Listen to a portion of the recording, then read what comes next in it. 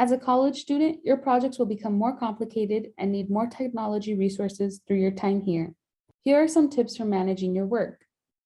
As you collect research materials and get readings for classes, consider using a bibliographic management tool like Zotero or RefWorks to create your own personalized database of resources and generate bibliographies for your papers. Your senior capstone self will thank your first year self. Use Google Drive to save documents and other files for your classes. Unlike a personal Google account, your Macalester account has unlimited storage. Backing up your content to the cloud will ensure that your material is available when you want it. Our information technology service folks on campus are happy to help you come up with a backup plan that will fit all your needs. And when something isn't working the way you think it should be, library and ITS staff are always happy to help.